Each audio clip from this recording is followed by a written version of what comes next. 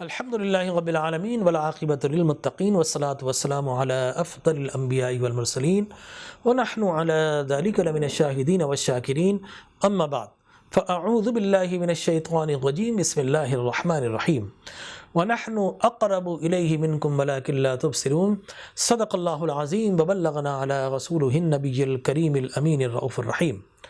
محترم مکرم معزز و معظم ناظرین کرام، السلام علیکم ورحمۃ اللہ وبرکاتہ۔ ناظرین کرام، گزشتہ سے پیوستہ ہم نے گفتگو اور پھر گزشتہ گفتگو میں ہم نے عرض کیا کہ ماہ صیام کا یہ روزہ گویا ہمیں یہ احساس دلاتا ہے کہ ہمارا رب دیکھ رہا ہے۔ یہی وجہ ہے کہ تنہائی کے باوجود نہ ہم کھاتے ہیں نہ پیتے ہیں، اور ہم اپنے جائز حقوق ازواج کی طرف بھی نہیں جاتے کہ نہیں کوئی دنیا نہ دیکھ رہی ہو، دنیا بنانے والا تو دیکھ رہا ہے۔ یہی وہ احساس ہے اور یہی وہ شعوری کیفیت ہے جو ہمیں ایمان کو مضبوط کرنے کا ایک ایسا سورس اور روزے کی صورت میں ادا کرتا ہے کہ اگر ہم نے یہ پریکٹس 3 یا 29 یا 29 دن کر لی تو یقین جانیے کہ ہمارا پورا سال بھی سنور سکتا ہے اور ہمارا ایمان مزید بڑھ سکتا ہے۔ اور ایک تو قرآن بطولیت علیہم آیات و زادتہم، قرآن کی آیتیں تلاوت کی جاتی ہیں ماہ صیام میں، وہ کیا کرتی ہیں؟ ایمان میں اضافہ کر دیتی ہے۔ اور روزہ کیا کرتا ہے؟ لا شعور میں جو ایمان ہے اسے شعور میں لے آتا ہے کہ اللہ دیکھ رہا ہے۔ اور اس کا بڑا فائدہ ہے۔ ہم نے دیکھا کہ اگر کوئی کسی وزیر اعظم، پرائم منسٹر یا پریزیڈنٹ کی محفل میں یا کسی بھی بڑے اہلکار کی کسی گیدرنگ کے اندر جب کوئی جاتا ہے تو سامنے بیٹھی ہوئی اس کی جو آڈینس ہے نا، وہ نہ سوتی ہے نہ اونگتی ہے، اور جب وہ ایڈریس کرتا ہے جس طرح وہ کرتا ہے وہ گردن ہلاتے ہیں۔ آپ نے دیکھا آج کل ٹی وی میں بڑی پریس کانفرنس آتی ہے، پچھلے 10 چہرے اس کے ساتھ نکل کر آ جاتے ہیں کہ ہمارا چہرہ بھی اسکرین پر آ جائے۔ وہ کیا کر رہے ہوتے ہیں؟ جو وہ بات کرتا ہے وہ گردن ہلاتے ہیں، تائید کرتے ہیں۔ کیوں کرتے کہ جو گفتگو کر رہا ہے یہ ہمیں دیکھ لے، جب میڈیا پر یہ دیکھے گا آنے کے بعد فوٹیجز کو، اسے بڑا اچھا لگے گا اور وہ کہے گا بس ٹھیک ہے، آئندہ تم ہی میرے ساتھ رہنا، تم بالکل صحیح پرفارم کر رہے ہو۔ تو یقین جانیے کہ جب کوئی بڑا شخص دیکھ رہا ہو تو ہماری توجہ کتنی بدل جاتی ہے، فقط اسی کی جانب کنسنٹریٹ کرتے ہیں، ہم ارتکاز کرتے ہیں۔ لیکن کیا معاملہ ہے کہ ہم نماز پڑھتے ہیں، ادھر نیت باندھی ادھر ذہن نہ جانے کدھر، پلاننگ کرتا ہے پوری زندگی کی۔ عام حالات میں ذہن نہ جانے کہاں کہاں، نماز کے اندر ساری پلاننگ شروع ہو جاتی ہے، دکان، مکان، بچوں کی پلاننگ، مجھے اتنا مال آ جائے، اتنی دولت آ جائے۔ تو کیا ہماری توجہ نماز میں رب کی طرف ہوتی ہے؟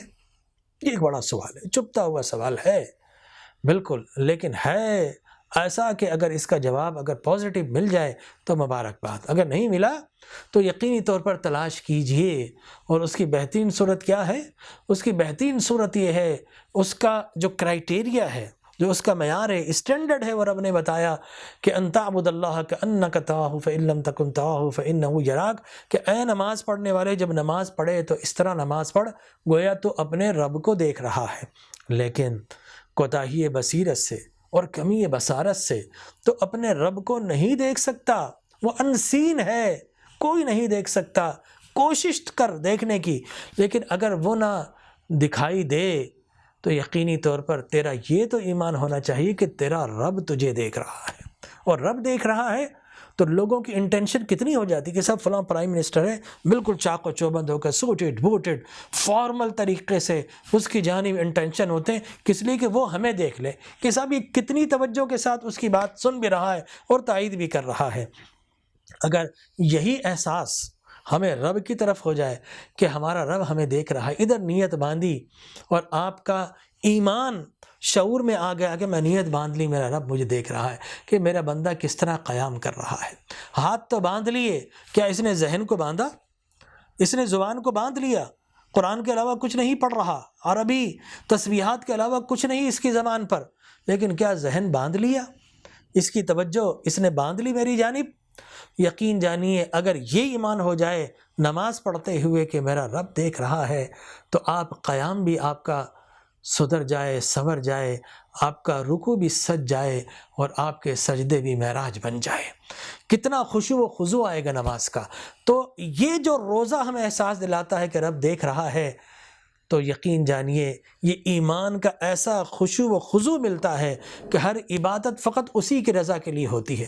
پھر ہم ایسا نہیں کریں گے کہ اپنے گھر کے باہر رمضان المبارک کے اندر قطاریں لگا لیں گے یہ بتانے کے لیے صاحب فلاں سیٹ ہے اور اس کے دروازے کے اوپر بھیک مل رہی ہے، تو پھر وہ ہم نے اپنے لیے دی یا رب کے لیے دی؟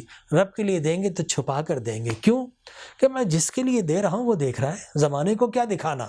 تو یہ وہ خشوع و خضوع ہے جو آپ کو روزے سے اللہ عطا فرماتا ہے، اور یہی وہ خشوع و خضوع آگے چل کر آپ کی معراج بن جاتا ہے۔ لیکن ہمارا معاملہ کیا ہے کہ ہم ابھی تک ایمان کی اس منزل کو نہ پا سکے، اور روزہ ہمیں ہر دفعہ وہ منزل دکھاتا ہے، ہم کچھ قدم چلتے ہیں پھر رک جاتے ہیں، پھر پلٹتے ہیں پھر رکتے ہیں، اور جو ڈیسٹینیشن ہے، جو فائنل گول ہے، ہم اس کو اچیو نہیں کر پاتے۔ ایک اور مثال سے آپ کو سمجھاتا ہوں۔